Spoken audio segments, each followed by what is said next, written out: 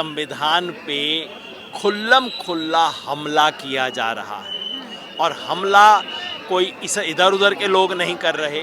संवैधानिक व्यवस्था के शीर्ष पदों पे बैठे हुए लोग इस संविधान को तोड़ने और नष्ट करने का षड्यंत्र रच रहे हैं। इस संविधान की रक्षा के लिए एयर कंडीशन कमरों में समारोह नहीं करने चाहिए, सड़क पे आना चाहिए। नीति होनी होगी जातिगत जनगणना की, क्योंकि जातीय जनगणना ही इस देश की सामाजिक सच्चाई का कच्चा चिट्ठा देश के सामने रखेगी। जो ओबीसी समाज का है वो आज भी निर्धारित ठीक ढंग से नहीं है, आबादी के अनुसार नहीं है। और सबसे बड़ी चीज़ जो नहीं है वो ये कि इस देश में अपने आप को अगड़ा बताने वाले सवर्ण समाज की सामाजिक स्थिति क्या है। और मैं चाहता हूँ कि जातीय जनगणना के माध्यम से जो विशेषाधिकार प्राप्त वर्ग है उसकी सच्चाई, उसका कच्चा चिट्ठा देश के सामने जाहिर हो।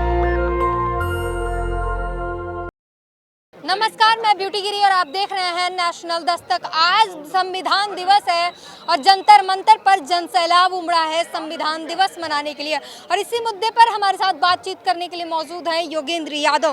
क्या कहेंगे सर? आप कह रहे हैं संविधान खतरे में आ गया है, चंद लोगों ने संविधान के खिलाफ ट्वीट करना शुरू कर दिया है, बोलना शुरू कर दिया है। संविधान क्या इतना कमजोर है कि किसी के एक ट्वीट से खतरे में आ जाएगा? संविधान दिवस पे आज खाली रस्मों रिवाज, फूल माला, मूर्ति का समय नहीं है। क्योंकि संविधान बनने के 73 साल बाद आज इस संविधान पे खुल्लम खुल्ला हमला किया जा रहा है और हमला कोई इधर उधर के लोग नहीं कर रहे। संवैधानिक व्यवस्था के शीर्ष पदों पे बैठे हुए लोग इस संविधान को तोड़ने और नष्ट करने का षड्यंत्र रच रहे हैं। संविधान की आत्मा इस देश की आत्मा से जुड़ी है, इसलिए उस संविधान को बचाने के लिए इस देश के उस समाज को खड़ा होना होगा जिसकी आकांक्षाओं, जिसकी इच्छाओं की अभिव्यक्ति संविधान में हुई है। ये संविधान कोई साधारण संविधान नहीं है, ये एक पवित्र दस्तावेज है। संविधान कहने को डिक्टेटर का भी होता है, राजशाही में भी होता है, लेकिन बाबा साहेब का संविधान इस मायने में पवित्र है कि वो इस गणतंत्र के सबसे जो गहरे मूल्य हैं, करुणा, मैत्री, शील, उन मूल्यों को संहिताबद्ध करता है ये कानून। इसलिए आज इस संविधान की रक्षा के लिए एयर कंडीशन कमरों में समारोह नहीं करने चाहिए, सड़क पे आना चाहिए। और मुझे बेहद खुशी है कि राष्ट्रीय बौद्ध महासभा ने मिलकर और सब लोगों ने मिलकर यहाँ सड़क पे संविधान की रक्षा का आज संकल्प लिया है। संविधान की रक्षा के लिए क्या सिर्फ सड़क पर प्रदर्शन किए जाएंगे या कोई अलग रोड मैप भी तैयार किया गया है? बहुत कुछ करने की जरूरत है। एक धरना प्रदर्शन, सड़क पे खड़े होकर संकल्प लेना तो शुरुआत है। इसके लिए नीति भी चाहिए, इसके लिए राजनीति भी चाहिए। नीति होनी होगी जातिगत जनगणना की, क्योंकि जातीय जनगणना ही इस देश की सामाजिक सच्चाई का कच्चा चिट्ठा देश के सामने रखेगी। शुरुआत वहाँ से हो और उसके बाद इस देश में पता लगने के बाद सामाजिक न्याय की नीति बनाई जाए।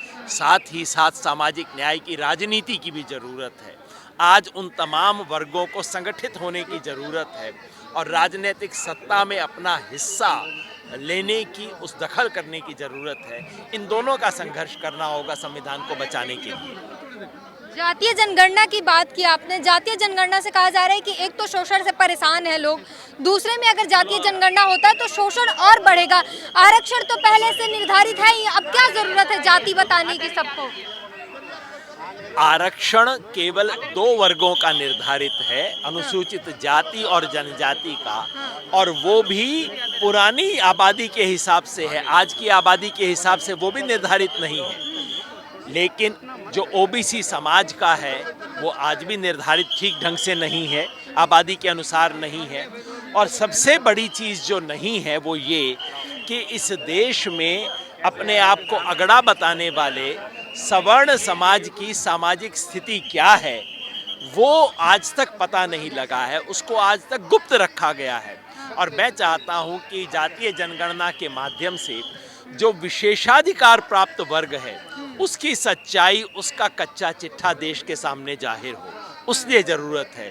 तो जातीय जनगणना की ज़रूरत केवल आबादी नापने के लिए नहीं है, उसकी ज़रूरत केवल पिछड़ों का पिछड़ापन नापने के लिए नहीं है, उसकी ज़रूरत है विशेषाधिकार वाले लोगों के विशेषाधिकार का भंडाफोड़ करने के लिए।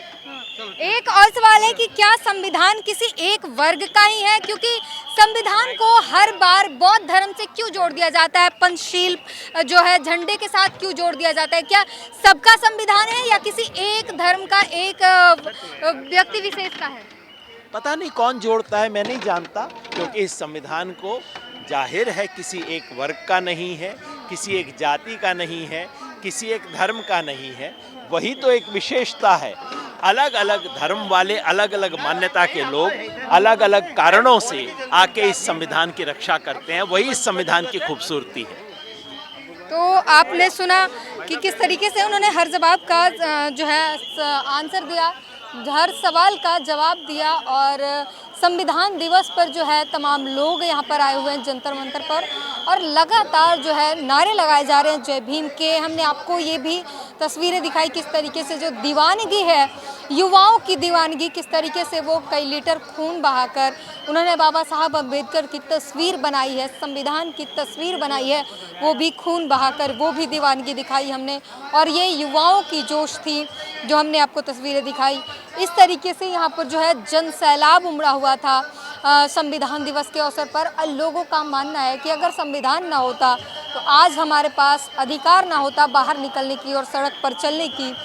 इस तरीके से लोग जो हैं बाबा साहब अम्बेडकर के दिए हुए संविधान को बहुत ही खुशी हर्षोल्लास के साथ मना रहे हैं। और जिस तरीके से विवेक डेबरॉय ने 15 अगस्त के दिन ट्वीट किया था, उसके बाद से जो भूचाल आया है, उसके बाद से जो सियासत गरमाई है और लगातार नारे लग रहे हैं संविधान बचाने की, संविधान खतरे में है, संविधान खोखला किया जा रहा है, ये भी एक नारा लगता जा रहा है। उसको बचाने के लिए जो है लगातार बहुजन समाज के लोग सड़कों पर उतर रहे हैं और मोदी सरकार के खिलाफ जो है एक्शन लेने की जो है मूड बना रहे हैं।